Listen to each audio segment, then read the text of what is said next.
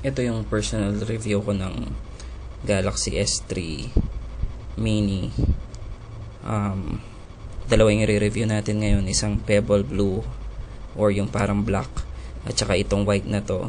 Itong white na to, dati na namin ginagamit to for testing, para malagyan namin ng games, applications, at mapaglaruan at makita namin kung ano yung problema ng phone or kung ano yung potential na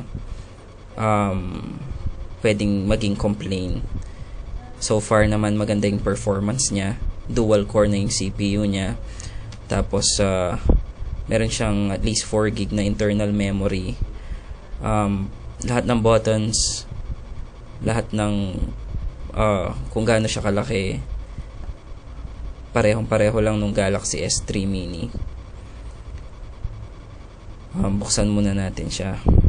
Bago yun pala, ito, mayroon siyang logo dito, may camera siya dito, tapos meron siyang camera din sa likod, 5 megapixel, may flash.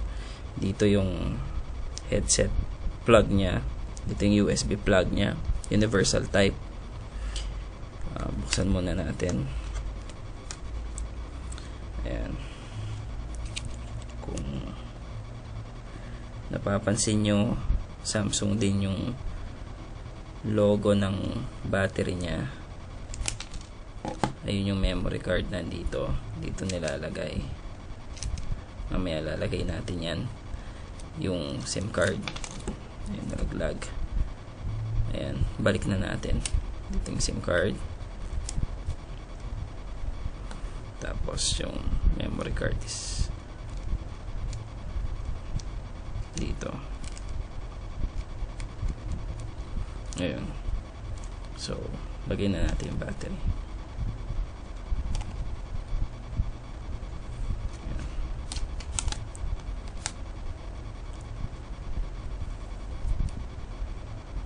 On natin yung unit. Kung nakikita nyo, Samsung din yung logo. Samsung Galaxy S3 Mini nakalagay pagka-on nya. Ayan. Nalabas din yung Samsung logo dyan. Hindi tulad ng iba, Android yung lumalabas. Ito Samsung na talaga.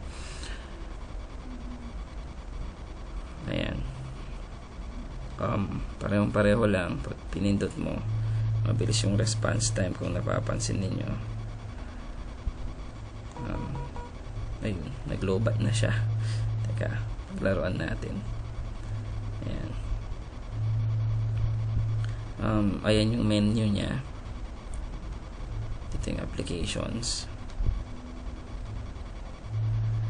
Pagka, ang napansin lang namin, pag sa una mong on, pag in-on mo, may lag siya ng konti, pero afterwards, kung lagi naman naka-on yung phone, hindi na siya maglalag.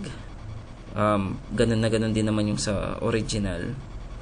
Pagka una mong on, medyo may lag lang ng konti. Ayan, mag-try nating mag Angry Birds. Ito pala yan. Ayan.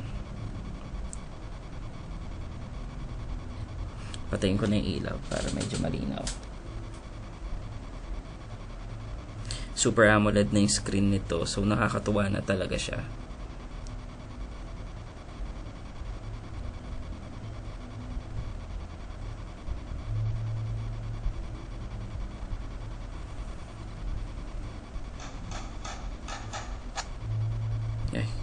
Namatay na yata.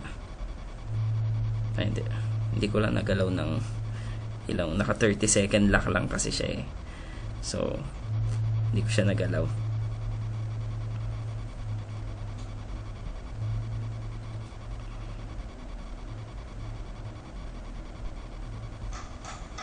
Ayan. Ayan. Kasi makakapaglaro ka ng mabuti sa kanya. Medyo mabilis naman yung response time niya.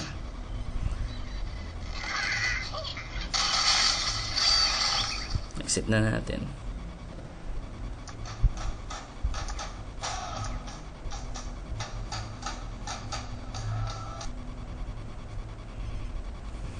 Ayan. At Syempre yung camera gusto nyo makita, sigurado ako. Ayan, medyo madilim. Ayan, kung okay naman yung camera, 5 megapixel. Hindi nga lang siya kasing ganda nung sa, syempre wag tayong mag-expect na kasing ganda siya ng original talaga, pero decente naman talaga siya. Ayan,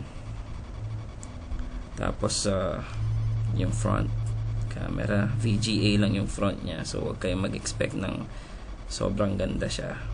Ayan, kung nakikita nyo yung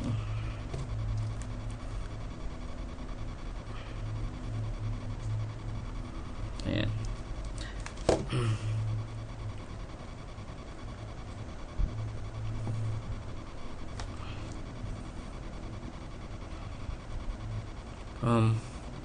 Hindi ko na alam kung ano pang ipapakita ko sa inyo. Definitely yan lang, parehong pareho.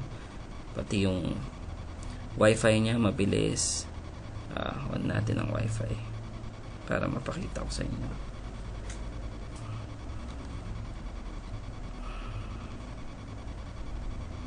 Saan na ba yung browser? Ito, Google.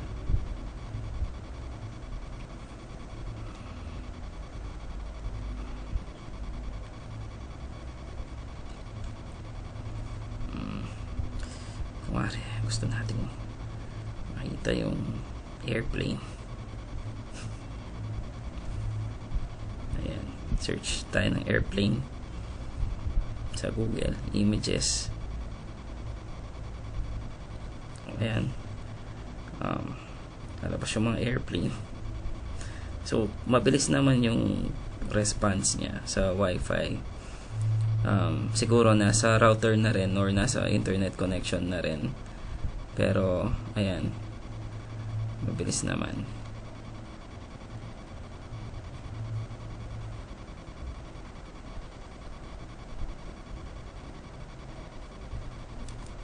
Ayan.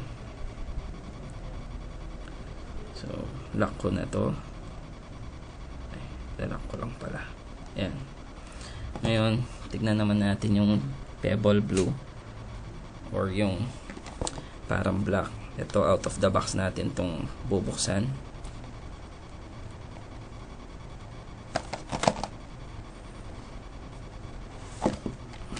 Ito, ayan.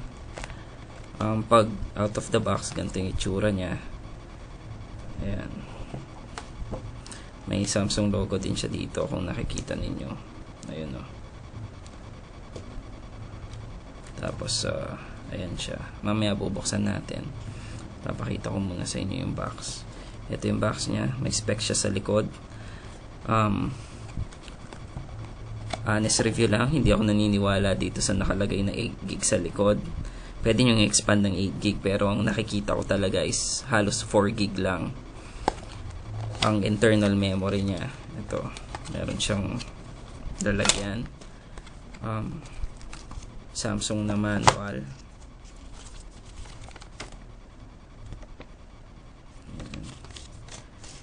Meron siyang headset, Samsung din. Tapos meron siyang charger na may logo rin ng Samsung dito. Tapos Anycall yung nakalagay dito sa yung USB cord. Tabi muna natin yan. Ito, puntahan na natin yung unit. Pareho lang siya nung white. Pareho lang, pero bubuksan ko para makita nyo. Ayan. Ito plastic. Ito, ayan yung battery nya. Dito rin yung card slot nya, yung SD card slot nya, SIM card slot nya, camera, may flash din, tapos may camera rin sa harapan. Ayan.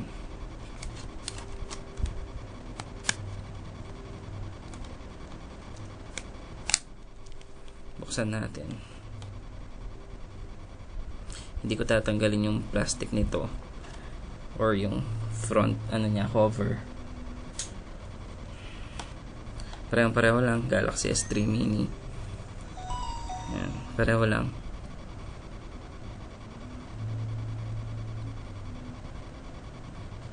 Ayan. Ganun na ganun din.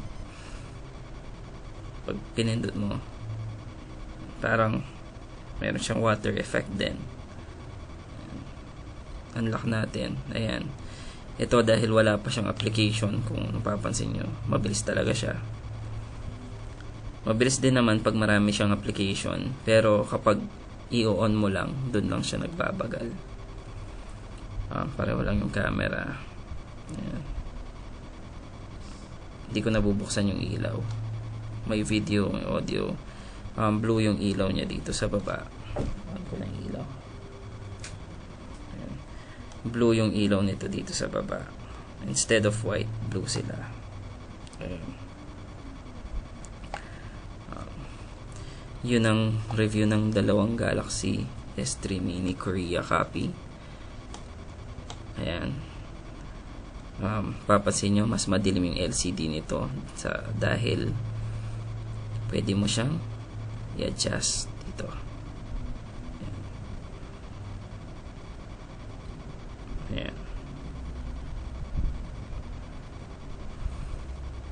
Ayan. Tapos na ang review ko ng Galaxy S3 mini. Isang white, isang black or pebble blue. Parehong-pareho ng original. Ayan. Sana nag-enjoy kayo. Amateur review to, alam ko, pero makakatulong. Salamat.